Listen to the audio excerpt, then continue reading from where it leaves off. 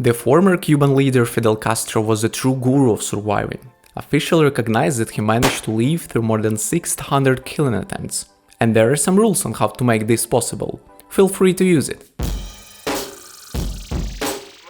At the beginning of the ruler's career, Fidel Castro had not followed this principle, for which he almost paid with his life. So right after the revolution in Cuba, it was possible to meet Castro on the streets without his security guards. Those were the best times for assassination, and political opponents of Castro did not fail to take advantage of this. One of Castro's comrades gradually regarded a new country leader as a potential dictator. He decided to shoot Fidel just near a street cafe. He aimed his weapon at surprised Castro and nothing happened. As the wannabe assassin said later, it's tough to kill a human being for the first time.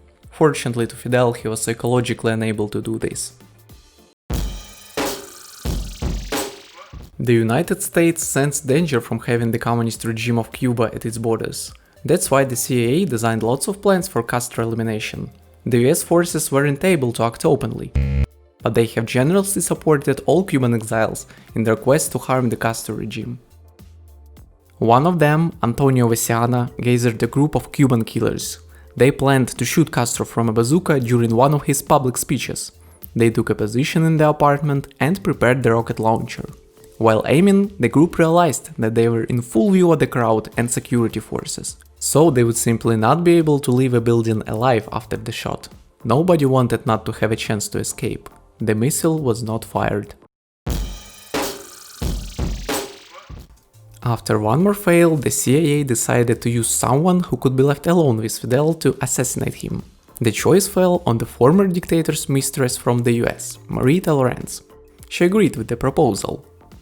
The plan was to poison Comandante with poison pills. On the appointed day, Marita placed the tablets in a cream jar to go through Castro's security. She had the key from Castro's apartment, so coming in wasn't a problem. But when Marita wanted to use the pills, she found that they have melted. Fidel saw it and asked the woman if she came to kill him. Marita said yes. Then he gave her a gun and told to shoot him if she wants.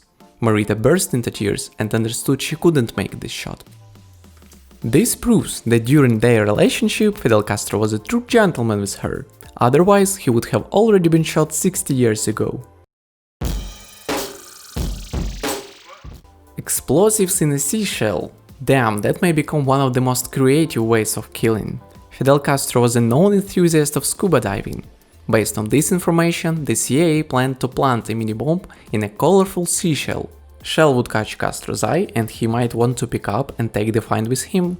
However, the plan has not been enforced. At that time, there were not enough powerful explosives that could fit in a seashell, unlike present times.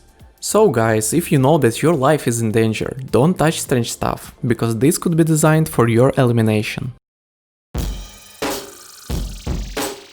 Of course, some of the assassination attempts were ridiculous, but a significant part actually was a serious threat to Castro's life. The first and foremost goal of the Cuban security forces was the protection of Fidel Castro as a symbol of the country. Everything else came second.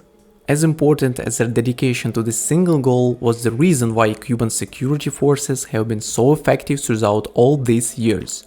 They have created the intricate network of spies throughout the country. There were established committees for the defense of the revolution, CDR.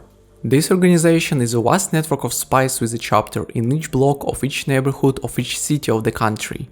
Think of it as a neighborhood watch for political espionage.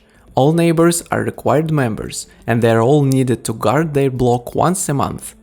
No membership means instant disqualification for jobs and careers in a country where all universities are run by the government, and most jobs are linked with the government. Women stand guard from 10 PM to 2 AM, and men from 2 AM to 6 AM. Basically, they walk up and down the block and report to the authorities any unusual events. However, the most sinister part is the constant 24 hours espionage between neighbors, all expected to report about any activity considered detrimental to the interests of the revolution. This Machiavellic system pits neighbors against each other, and sometimes even family members against each other. It is brutally effective as no one ever knows who to trust. With this system in place, Castro's security forces have absolute control of every level of Cuban society, and very little, if anything, escapes their attention. If you add to this surveillance system the fact that being an island makes it very difficult for any would-be foreign assassin to infiltrate Cuba, it is no wonder he survived to old age and death in bed. Thanks for watching, guys. If you liked this video, don't forget to press a like button and subscribe to the channel. Bye!